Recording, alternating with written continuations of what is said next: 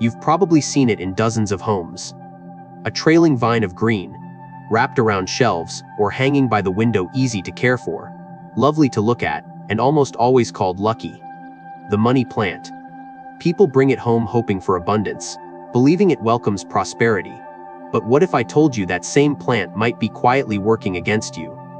It sounds strange. After all, it's just a plant, right? But this one has a peculiar way of reflecting energy, yours, your home's, and everything you're moving through.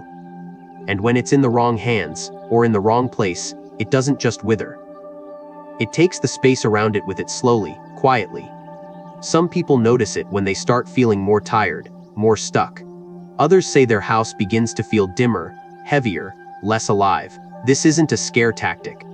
It's a pattern I've seen again and again in homes, where the money plant is placed with good intentions, but misaligned energy. And while it's not bad for everyone, there are 3 very specific types of people who should be careful, because for them, this plant might actually be draining the very luck they're trying to grow. So before you water it again, ask yourself, is it really thriving or just surviving in silence? Let's look closer. Part 1. The money plant, not always a blessing. It's called the money plant for a reason. Just the name alone suggests prosperity, comfort, a life that flows with ease. You see it in homes of people who believe in good energy, who want their space to feel alive, inviting, abundant. It hangs in sunlit kitchens, it climbs along bookshelves, it thrives in corners people walk past every morning. But here's what no one tells you. The money plant doesn't work the same for everyone. In some homes, it's not a gift, it's a mirror. And in some mirrors, we're not ready to look. This plant isn't cursed, and this isn't superstition. But the truth is simpler and deeper. The money plant is sensitive. Not in the way of high-maintenance houseplants, but in the way of something that listens. It responds to the energy you carry, the state of your space, the kind of silence that lives in your rooms. That's why in some homes, it flourishes vibrant, lush, quietly growing like hope. And in others, it begins to stretch too far, turn yellow at the edges, or droop no matter how much water it's given. It doesn't just reflect care, it reflects alignment. I've walked into homes where people do everything right: good light, good soil, even a beautiful pot.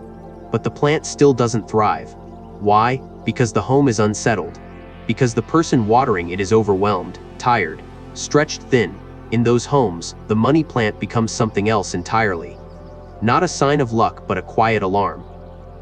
It tells you when a space is out of sync, when a heart is carrying more than it shows. Its leaves don't just wilt, they whisper. One woman told me she bought hers after retirement, thinking it would bring new energy into her living room. But as weeks passed, she started sleeping poorly. She felt anxious in that room without knowing why. The plant looked fine, but not quite alive. It felt like it was just there, she said, not helping, just sitting, watching. We moved it. 2 days later, her sleep returned. Not because the plant caused her unrest, but because it echoed what the room was already holding. Another woman placed hers near the front door. She believed, like many do, that it would invite good fortune to flow in. But the leaves near the base began to brown. Not from disease, but from stillness. Her entryway was always cluttered, dim, closed off to light. In her case, the plant became stuck, just like the energy in her home. The point is this: the money plant doesn't carry luck in and of itself. It carries a response. It grows with you or grows against you. It tells the truth about a space, gently but clearly. And that's not bad. In fact, it's powerful. But only if you're willing to listen. So how do you know if your plant is a blessing or a burden? You don't need to analyze it like a theory. Just look. Not at the leaves, but at how your home feels around it. Is that corner brighter or heavier? Do you pause to care for it or avoid its gaze? Has it grown wildly in one direction, almost like it's reaching for something you haven't yet faced? In the end, the money plant can be a beautiful ally, but it should never be forced. You shouldn't have it just because someone said it brings fortune. You should have it because your home is ready to receive, because the energy around it is free to move, to rest, to breathe. Otherwise, it's like placing a boat on still water, expecting wind where there is none. The truth is, no plant brings luck. But some plants, like this one, reveal where your luck is stuck. And sometimes, that's even more valuable. So before we talk about who should and shouldn't keep it, take a moment. Stand where your plant lives. Notice the light, the feeling, the weight in the air. Is it helping you grow, or is it quietly asking you to change something first?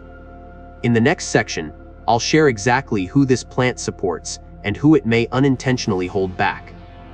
But for now, just know this: even something as simple as a vine in a pot can teach you more about your home, your patterns, and your energy than you might expect. The question is, are you willing to hear what it's been saying all along? Part 2. Types of people who shouldn't keep it. 1. Those going through inner turmoil. Not every home is ready for a money plant. And not every heart is in the right place to keep one. That might sound harsh, but it's not meant to judge. It's meant to protect. Because for those going through emotional turbulence, for anyone quietly unraveling on the inside, while keeping everything neat on the outside, this plant can become more of a burden than a blessing. Not because it's bad, but because it listens too closely. If you're in a season of grief, or if anxiety has taken root in your daily rhythm, or if your days blur together with thoughts you can't quiet, then this plant, instead of supporting you, might begin to echo that unrest. You water it, yet it looks dull. You move it closer to the light, and still, it leans away. It becomes another thing that doesn't respond. And that lack of response stings, even if we don't say it aloud. One woman I worked with had just come through a divorce. She was rebuilding financially, emotionally, spiritually. Her home looked beautiful, organized, safe, but inside, she was carrying so much sadness she didn't know what to do with it. She placed a money plant on the kitchen counter, hoping it would bring freshness, a sign of new beginnings. But within 2 weeks, its leaves yellowed and fell. She adjusted the lighting, changed the soil, even talked to it. Nothing helped. Finally, one afternoon, she said aloud, "I think this plant doesn't want to be here." What she meant, really, was, "I don't feel ready to grow anything yet." And that realization, that moment of honesty, was what she needed far more than the plant itself. The truth is, when your inner world is shaking, it's hard to hold space for something that grows. Growth asks for stillness, for openness. Not perfection, but presence. And when your nervous system is in survival mode, when you're waking up already tired, when the sound of silence feels heavier than it should, that's not the time to bring in a mirror. Because that's what this plant becomes. A soft, green mirror. One that doesn't yell, but gently shows you what still hurts. And it's not just sadness. It's fear, self-doubt. That in-between place where you don't feel like yourself, but you're not sure who you're becoming either. In those times, we crave control. We rearrange furniture. We declutter. We light candles and say affirmations. We try to move the energy outside because the inside feels too loud. And sometimes that helps. But sometimes, adding one more symbol of growth into a room that's already emotionally full only adds weight. Let's be clear. The plant doesn't cause your turmoil. It doesn't make things worse. But it does make things visible. It makes you notice what you've been avoiding. Its wilting is not failure. It's feedback. It says, something here needs gentleness first. And that's where the power lies, not in forcing the plant to thrive, but in listening to what it's quietly telling you. So what do you do if you're in this place? If life feels like a wave you're trying not to drown in? First, let yourself be there. This isn't a season for symbols. It's a season for soft things, warm blankets, quiet light, fewer expectations. You don't need a plant to grow. You need space to rest. And later, when the dust settles, when you begin to feel more like yourself, you'll know. You'll feel the urge to bring life back into your home. That's when the money plant can return. That's when it will meet you in a new place with both of you ready. Until then, there is no shame in setting it aside, giving it to a friend, or simply letting it go. Because healing isn't about holding on to what we're supposed to have. It's about choosing what actually helps us breathe. In many homes, I've seen a strange pattern. Once the plant is gone, the room feels lighter. Not because of the plant, but because of the permission it gave. Permission to let go of something that no longer fit. And sometimes, that simple act of release is more healing than any ritual or rearrangement. So if you're in a place of inner unrest, and your money plant keeps struggling, don't take it as a bad sign. Take it as a gentle invitation to pause, to check in, to ask, is this plant reflecting something I haven't wanted to feel? Because in the right season, the money plant grows with grace. But in the wrong one, it waits, and in its waiting, it teaches us something precious. Not about fortune, but about timing. And that may be the most sacred kind of luck of all. 2. Homes with low light or closed curtains. There's a certain kind of quiet in a home where the curtains are always drawn. Not the peaceful kind, but the kind that settles over everything like dust. It's easy to overlook. We tell ourselves it's cozy, private, safe. But over time, that filtered light, that soft dimness, becomes something else. It becomes stagnant. And in spaces like that, the money plant doesn't grow. It waits. And in its waiting, it absorbs what the room refuses to release. This plant thrives in indirect sunlight, bright, gentle, nourishing. Not harsh, not constant, but present. It needs movement. Not just in the air, but in energy. And when it's placed in a home where the blinds stay closed all day, where the only light comes from a flickering TV or the glow of a hallway bulb, it struggles. Not dramatically. It won't die overnight. But slowly, its edges curl, its color fades. It begins to stretch, reaching for a light that never comes. That reaching is a message. I've seen it in dozens of homes. People who love their space, who keep it clean, who care deeply but forget about the light. Not just for their plants, but for themselves. One woman kept her money plant on a kitchen shelf, far from the window. I didn't want the sun to dry it out, she said. But the plant wasn't drying, it was starving. And so was she, in a quiet way. Her days blended together. She stayed in more. Her energy felt low, her thoughts cloudy. The plant didn't cause that, but it mirrored it. It became a symbol of what wasn't moving, what wasn't seen. When we talk about low-light homes, we're not just talking about windows. We're talking about energy, movement, openness. Homes with heavy curtains often carry heavy memories. Rooms with no sunlight often hold untold stories. And a plant placed in those corners doesn't just sit, it absorbs. And if there's no outlet, no release, no renewal, it becomes a sponge for stale emotion. It becomes stuck. That's when people start noticing strange things. A sense of unease, trouble sleeping, a room that feels colder even when the heat is on. Not always, but often enough to matter. Because the energy in a space is like water, it needs flow. Light invites that flow. It wakes up the room. It brings warmth to corners that have gone untouched. And when light is missing, even the healthiest plant can't compensate. It starts to echo that lack, not out of malice, but out of connection. I once visited a home where the money plant was beautiful but strangely still. It hadn't grown in months. It hadn't died, either. It just paused, like it was holding its breath. The room it lived in was neat, stylish, carefully arranged. But the curtains were always shut, even during the day.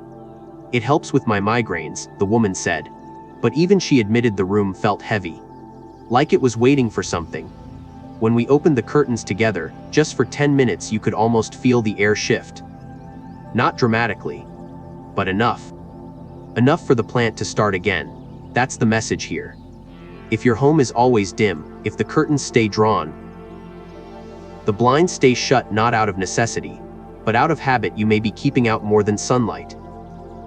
You may be blocking movement, renewal, even your own emotional clarity. And in that kind of space, the money plant can't do its job. Because its job is not to create energy, it's to reflect it. And if there's no light to reflect, it becomes stagnant, too. So what can you do? You don't need to flood your home with sun. You don't need to rearrange everything or switch out your entire routine. But open one curtain. Let morning light hit a wall that hasn't seen it in years. Place your plant where it can feel that warmth. Notice what shifts, not just in the leaves, but in the way you move through that room. Light doesn't just brighten, it frees. If you live in a space where natural light is limited, that doesn't mean you can't keep a plant. But it does mean you need to be honest about what kind of energy lives in that space, about whether it's a place of rest or a place of hiding, about what the plant is quietly soaking in while you go about your day. Because the truth is, a money plant in a dark room becomes more than decoration. It becomes a metaphor for all the things we've stopped letting in, for all the parts of ourselves we've tucked away, thinking they're safer in the dark. But life wants light. So do you. So does your home. And when you're ready, when you crack the curtain just enough for the day to peek through, you might be surprised what starts to grow again, not just in your pot, but in you. 3. Those who neglect or overwater. There's something quiet and telling about the way we care for a plant. Not in the grand gestures, but in the rhythm, the small, unnoticed moments, the missed watering, the overpour on a rushed morning, the pot that stays damp for days because we forgot to check. And when it comes to the money plant, that rhythm matters more than we think, because this plant doesn't just grow in soil, it grows in intention. And when our care becomes inconsistent, distracted, or rushed, the plant stops thriving. It survives but silently pulls the energy around it into a slow unraveling. Neglect isn't always obvious. It can look like a beautiful home, a clean kitchen, a smiling face. But somewhere in that picture, the plant is sitting with soggy roots or bone-dry soil. And that neglect, however unintentional, speaks volumes. It says, something here has been forgotten. And often, what's been forgotten isn't just the plant, it's the person caring for it. I met a woman who had 3 money plants across her home. One in the hallway, one near her desk, one in the dining nook. All 3 were struggling yellow leaves, drooping stems, roots dark with too much moisture. I water them every week, she said. Sometimes twice. I just want them to feel taken care of. But that was the thing. Her care had become frantic. Overcompensating. She was pouring herself out. Not just onto her plants but into every corner of her life. Overgiving, overdoing, never stopping. And her plants? They were drowning in that same pattern.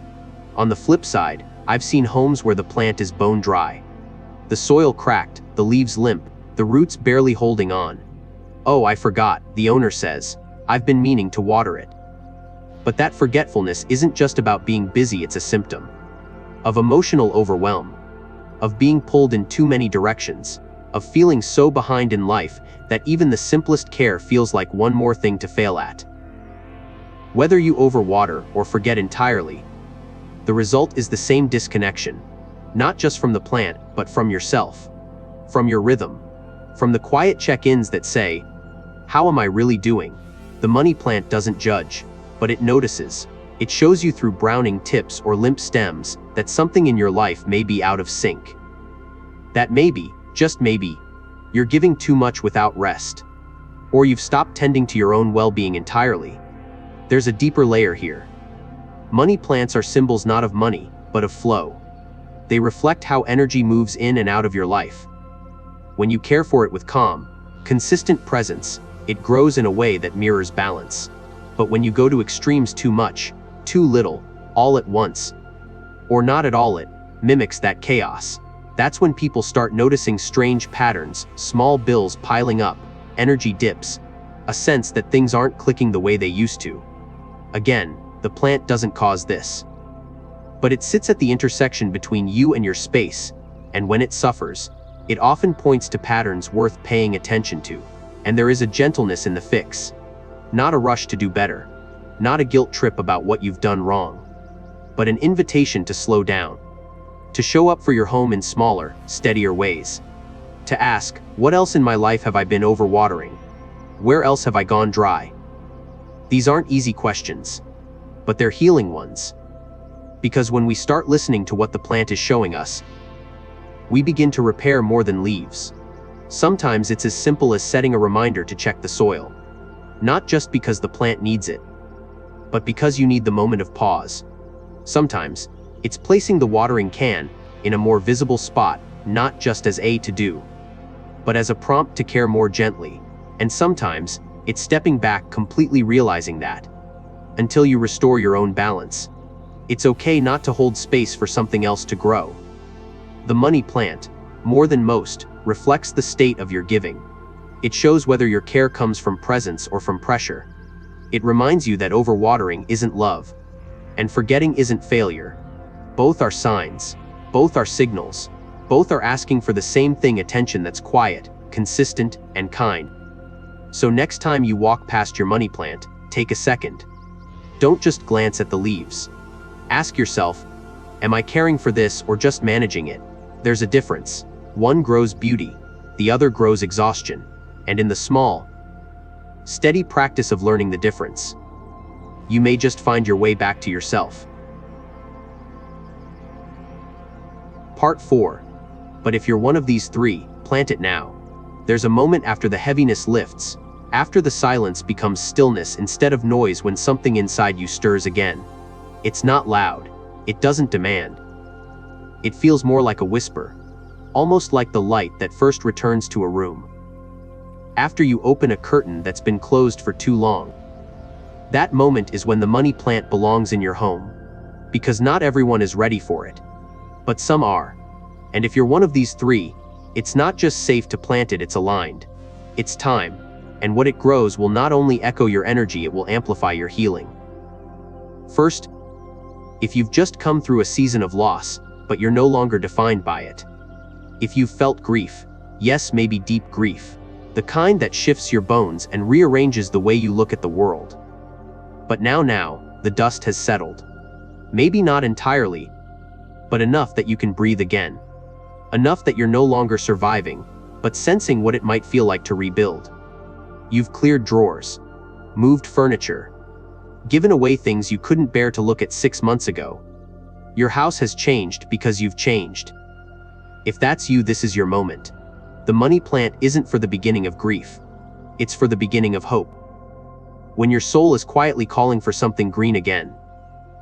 When you're ready to invite growth, not to cover the pain, but to walk beside it. Second, if you've recently renewed your home, not just with paint or decor, but with intention. You didn't just clean, you cleared. You didn't just tidy, you released. Maybe you finally let go of a chair no one sat in but couldn't throw away. Maybe you opened a closet and found something from your old life. And instead of stuffing it back, you let it go. You lit candles not for ambience, but to mark a shift. You moved your bed, changed your sheets, replaced the rug that held too many memories. These aren't small acts. They're energy work disguised as home maintenance. And when that shift happens in your space, the money plant becomes more than a plant. It becomes a companion, a quiet witness to your choosing clarity, peace, space. In homes like that, the plant doesn't struggle, it sings, it breathes. It becomes part of a conversation you finally made room to have. And third, if you are someone who tends to things not perfectly, but consistently, you remember birthdays, not because they're in your calendar, but because you care. You fold laundry with presence.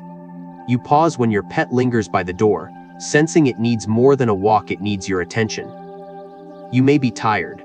You may not have it all figured out. But you know how to show up. And more importantly, you know how to stay. If that's you, the money plant will thrive with you. Because this plant doesn't ask for constant care, it asks for presence. It doesn't want grand gestures, it wants rhythm. People like you give rhythm to a home. And in return, the home begins to pulse with a quiet aliveness. This isn't about being perfect. It's about being present enough to hold space for something to grow beside you. It's about being in a place where your care doesn't come from fear or from obligation, but from alignment. When the money plant meets that kind of energy, it doesn't just survive, it expands. It becomes lush, abundant, quietly radiant. It becomes a mirror of your steadiness, a symbol of your return to wholeness. I remember one woman recently widowed, slowly reclaiming her mornings. She had spent months rearranging her home, not to distract herself, but to feel again. She told me, "I wanted my house to stop whispering what used to be and start humming what might come next." That's when she brought home a money plant. She placed it near her kitchen window, not centered, not displayed, just present. Weeks later, it trailed down the shelf like it had always belonged. That plant didn't fill her emptiness. It honored her strength. It became a green thread between the past she had lived and the future she was quietly allowing herself to want again. So if you've felt the pull, if you've looked at that shelf and thought, maybe it's time, trust that. The right time to plant is not when you're fixed. It's when you're open, when you've made peace with slowness, when you've stopped trying to rush the healing and started letting the light in one small act at a time. The money plant, when placed with intention, becomes a company creator of atmosphere, a reminder, not that life is perfect but that it continues. It asks for little, but it gives much. It teaches patience. It rewards rhythm. And in the right hands, it becomes more than beautiful, it becomes meaningful. So if you're someone who's stepping into a new season, not dramatic, not loud, just gently new, then yes. Plant it. Tend to it. Let it grow beside you. Not as a decoration, but as a declaration that your home is ready, that your energy is clearing, that you are no longer hiding from life, you are opening to it, one leaf, one day, one soft breath at a time. And maybe, just maybe, the green that grows in that small ceramic pot will mirror the green that's returning to your own life. Quiet, strong, rooted, ready. Part 5. How to place it for energy to flow. Where you place your money plant matters more than you think. Not just for its growth but for yours. Because a plant like this doesn't just sit in a corner and look pretty. It interacts with the light, the air, the rhythm of your home. And if you place it well, it becomes a quiet current, helping energy flow where it was once stuck. But if you place it without thought, it can become stagnant, even heavy. So let's talk about where it belongs, and just as importantly, where it doesn't. First, the front door. You might have heard it's good luck to place a money plant near your entrance, and in some homes, that's true. But not directly across from the door. When you do that, you create a straight line, energy in, energy out. There's no pause, no space for it to settle, to circulate. And in homes where money feels like it leaves as fast as it comes, this placement often confirms the pattern. A better option, off to the side of the entrance. Let the plant be part of the welcome, not the exit. Next, light. The money plant thrives in soft, indirect light, especially morning light. A window that gets gentle sun for a few hours is ideal. But don't tuck it behind curtains or in dark corners to protect it. That protection can quickly become suffocation. Think of it like this: if you wouldn't want to sit in that spot with a cup of tea and a book, neither does your plant. It wants peace, not isolation. Now, avoid the bathroom. It seems like a good spot: humidity, warmth, but energetically, bathrooms are draining spaces. They carry a flow that moves downward and out. And plants, especially symbolic ones like the money plant, absorb that motion. They start to mirror it. Over time, you may notice your plant loses its vibrancy, and your own energy feels less grounded. Place it instead in rooms where you rest, create, or gather. Living rooms, bedrooms, home offices, places where you want energy to linger, not escape. Consider the flow of your space. Is the plant near a vent, where air blows constantly? That can disrupt it. Too much forced movement. Is it tucked behind furniture, where it's forgotten? That invites stagnation. Instead, place it where it feels integrated, where it catches your eye without demanding your attention, where its presence feels like a part of the home's breath. Here's a practice I recommend. Before placing your plant, walk through your home slowly. Feel where the energy sticks, where it rushes, where it sinks. The money plant can help balance these places, but only if it's positioned with intention. In a room that feels too sharp or fast, it can soften. In a space that feels too slow, it can wake up the air. But it needs you to notice first. And don't forget the pot. The container matters. Choose something that feels grounded, not flimsy, not flashy. Terracotta, ceramic, something that holds energy quietly. And beneath the soil, place a single coin, not for superstition, but as a message, a quiet offering, a reminder that what you plant, you intend to grow. There's also timing. Don't place your money plant in a rush between errands or during a busy day. Wait for a moment of quiet. Breathe.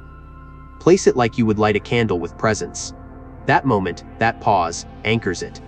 You're not just decorating, you're aligning. And once it's placed, watch, not obsessively, just gently. See how the room feels over time. Does the light feel more alive? Does your attention settle more easily there? Does it become a place where you rest your eyes when you need a breath?